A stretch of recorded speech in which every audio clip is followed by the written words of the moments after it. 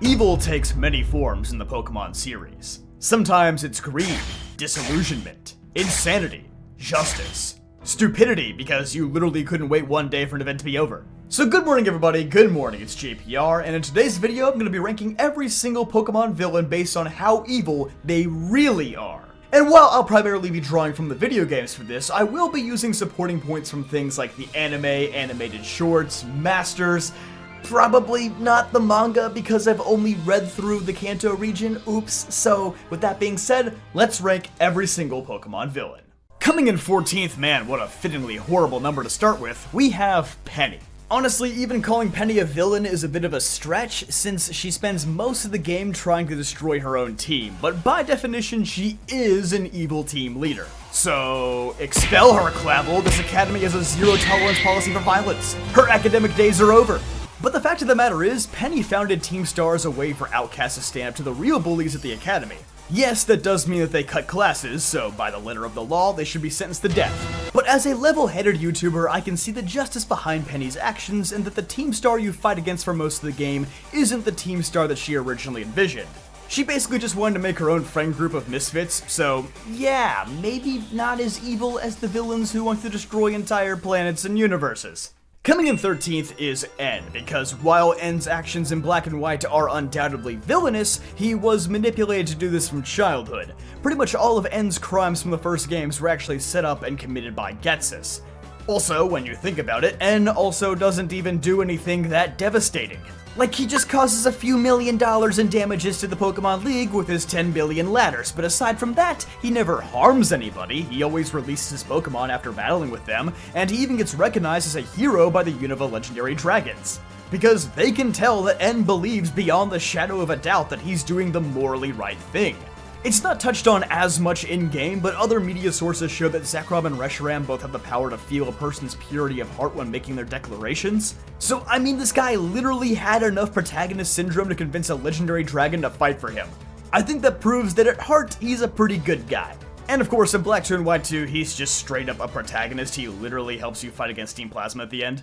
Coming in at 12th is another Team Plasma member, Colress. Colress ranks rather low because he really only works for Team Plasma because they can provide him with easy funding and easy access to his potential of Pokemon research. He's like the equivalent of a high-ranking guy in a crypto NFT operation. Like, he probably knows what he's doing is wrong, but at least he's not the CEO, so he won't get blamed for it, and he's still taking home a $200,000 salary plus benefits. The games also don't show Colress being involved in any of Team Plasma's nefarious activities, probably just to preserve the plot twist, even though a Japanese trailer for the games literally spoiled that he works for Team Plasma. But in Pokemon Generations Episode 14, The Frozen World, it's revealed that Colress was the one who gave the order for Opelucid City to be frozen using Kyurem's power. Arguably Team Plasma's biggest active villainy just because he wanted to see the true limits of Kyurem's power. I'll take crazy scientist whack job without a moral compass for 500, Alex. The main Pokemon anime also portrays Colress as more of an outright villain who takes control of people's Pokemon to cause destruction, but I think that's mostly because the Black and White anime wasn't very well written and takes a lot of the nuance of the characters away. And like N, it's worth noting that Colress morphs into more of a good guy after the events of his game. In Alola, he helps foil the Rainbow Rocket plot, and in Pokemon Masters, he also continues his research but is more closely aligned with the good guy professors. Ranking in 11th, I have Chairman Rose. While Chairman Rose does commit a large-scale crime against humanity by restoring Eternatus' power to cause a second Darkest Day, I don't think Rose is as much evil as he is just stupid. He's basically just Elon Musk interrupting the Super Bowl to say, well guys, we didn't sell enough Cybertrucks to keep the shareholders happy, so I've decided to use my spacecraft to drag the Earth closer to the sun. While Pokemon Masters and the anime don't add much depth to his character, I do know that the manga humanizes him a bit more by showing that he genuinely believes that this is the only path to Galar's survival, and that he did add some contingency plans to keep Eternatus contained after its awakening. Although the manga also just writes the entire Darkest Day plot a lot better than the games from what I can tell, with Professor Magnolia revealing that Galar was actually only about 10 years away from a potential society collapsing energy crisis, and not 1,000 years away like the games say. And with that short of a timeline, it makes Rose's desperate actions seem a lot less, well, stupid. And continuing with the theme of stupidity, we have Archie and Maxi, and yes, I'm actually going to rank these guys separately. In 10th, I have Maxi, because at least his goal of expanding the landmass is tied to the idea of human expansion and development. He wants to avoid a crisis where the population gets too large for the Earth to sustain. But he's still kind of an evil guy because he shows literally no care towards the Pokemon living in the sea that would be affected by such a drastic climate shift. I think Archie is objectively more evil than Maxi because he is actively trying to kill people. Even though he's like, oh no, I didn't want all the land to go away, I just wanted a little more ocean for the Pokemon to live freely. My brother in Arceus, raising the sea level by only a few feet displaces millions of people around the globe. Did you fail environmental science? Also, not to say that animal life isn't as valuable as human life, but actually I am going to say that. I think that's something that most people can agree on. Even if you do really hate that guy who cut you off to get to the Taco Bell drive-thru. Ranking in 8th place, pretty much right around the middle, is Archer. Archer definitely has the least amount of characterization of anybody in this video, but really just the fact that he wants to bring back Giovanni and fully resurrect Team Rocket is reason enough to assume that he's a pretty bad guy. Team Rocket isn't exactly an operation that hides behind righteous intentions like Team Plasma, Team Magma, or Team Aqua. It's pretty much widely known that they're the Pokemon world's equivalent of the mob, and they pretty much just do animal trafficking to gain money and power. There's nothing noble about being in Team Rocket. Even if the worst thing this guy's ever done is just hijack a radio tower. And you know what all those villains had in common? None of them were subscribed to this channel, so if you don't want to end up like them, then be sure to subscribe. It's free. Next up in 7th place is Guzma, and I feel like this will probably be one of the most controversial rankings because a lot of people will say that Guzma was just misunderstood, and he created a team like Team Star that was just meant to attract fellow social rejects like himself. But hear me out, guys. He kidnaps people. Like, regularly. Yes, I will give you that Guzma is a well-written character who goes to extreme ends to earn people's validation because he never had it as a kid, but it doesn't justify what he and his team do. He does become a better person by the end of the games, he has his redemption arc, but we can't forget, this guy has a record! Up next in 6th is Lusamine, who is undoubtedly the hardest character to rank in this entire video, purely because of how differently she is characterized across almost all Pokemon media.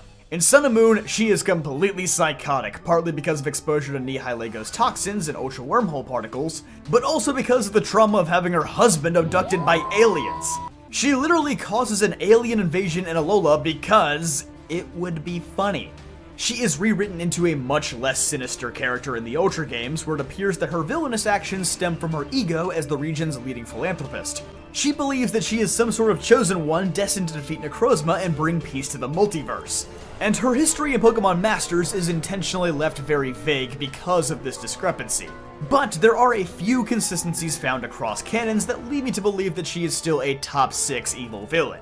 First and foremost, her disdain for and abuse towards her children.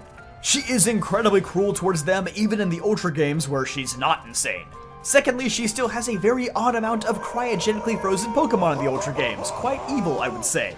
And in both games, her actions actively cause an alien invasion, putting the lives of countless Alolans at risk, both for very selfish and reckless goals. Like Guzma, she is reformed by the end of it all, but it doesn't just erase all these crimes. Next up in 5th on this list is Cyrus, and I know what you might be thinking. JPR, how can you rank a man who wants to destroy and reshape the entire universe at 5th? I know, it sounds weird, but let me explain. I don't really think Cyrus is as evil as he lets on. In reality, he's just an introvert who wants to be left alone.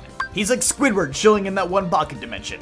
In fact, in most Pokemon media, including the main anime, Pokemon Generations, and Pokemon Masters EX, Cyrus almost always ends up abandoning the whole destroy the entire world thing as soon as he gets what he wants, which is just a universe to himself. In the anime, as soon as his universe is created, he abandons his team and the rest of his plans just to be alone and actually dies for it like 30 seconds later. In Pokemon Generations, after Giratina abducts him and takes him to the Distortion world, he actually decides that he likes it better there and makes no effort to return to the real world. And in Pokemon Masters, he ends up forming a sync pair with Darkrai just to put himself into an endless void where nobody can bother him. So relatable, dude. So while his original goal is undoubtedly one of the most evil of them all, Cyrus has shown time and again that he actually doesn't care as much about destroying the universe as he does just having his own spot to chill in. In 4th place, I have Lysandre, because unlike Cyrus, he is actually fully committed to the let's kill everybody bit. Unlike most villains who start evil and have a redemption at the end, Lysandre is the opposite. He starts off as a kind and philanthropic man, but after being taken advantage of so many times, he grows bitter with the state of humanity and wants to wipe the slate clean. The only reason why Lysandre does not crack my top 3 is because he does not entirely do this out of self-interest. He also has a goal of preserving the beauty of the world. He strives for a more sustainable planet free of wicked people who abuse its resources. It's just that his methods to get there are completely insane. Furthermore, Lysandre actually does show some remorse for his actions. He laments the fact that many innocent people and Pokémon will be wiped out by his plans. It doesn't at all make him stop to reconsider, but at least he displays that buried somewhere deep inside of him, he still has a moral compass, which is something I cannot say about our top 3. Ranking in 3rd place is the original villain, Giovanni.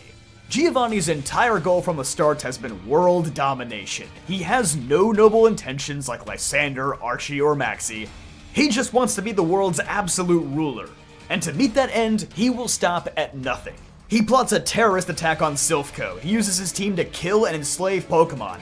And later in Pokemon Ultra Sun and Ultra Moon, as well as Pokemon Masters EX, he turns to the multiverse, attempting to use his power and influence to make all the other villains his pawns.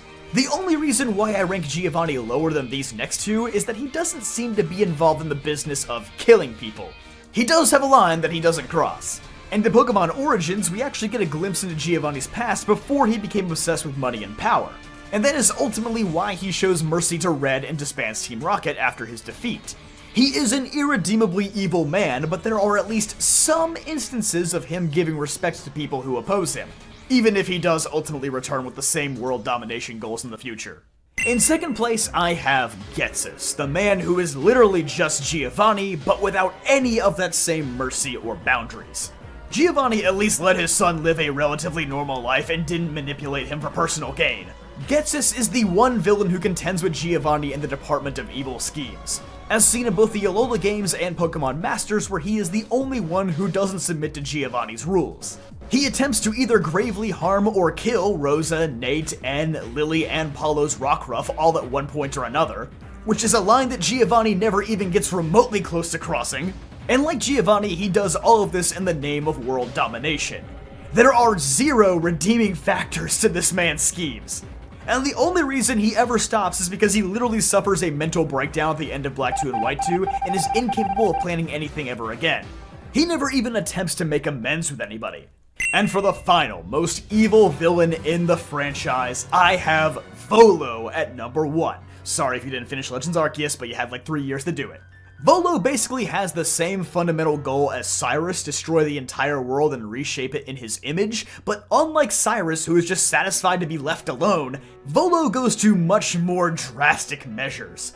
He literally forms a pact with Pokemon Satan himself to achieve the goal of defeating Arceus and making himself the new god of the universe. And while Volo's rage is temporarily quelled after his defeat, after finding out that the player was literally chosen by Arceus to save the world, he lashes out again and declares that he will dedicate the rest of his life to find a way to destroy Arceus. Like Lysandre or Ghetsis, Volo is one of the few Pokemon villains who have absolutely no redemption in the end. In fact, he basically has all the traits of Pokemon's most despicable villains all rolled together. His only redeeming factor is that he appears to treat his Pokemon much better than Ghetsis does. He has a lot of cute photos with Togepi, and both his Togepi and presumed Riolu at one point evolved from high friendship. Unlike Ghetsis, who literally taught his Hydreigon frustration for maximum damage output. So hey, maybe Volo is a nicer guy than Ghetsis, but I think his schemes are objectively more evil.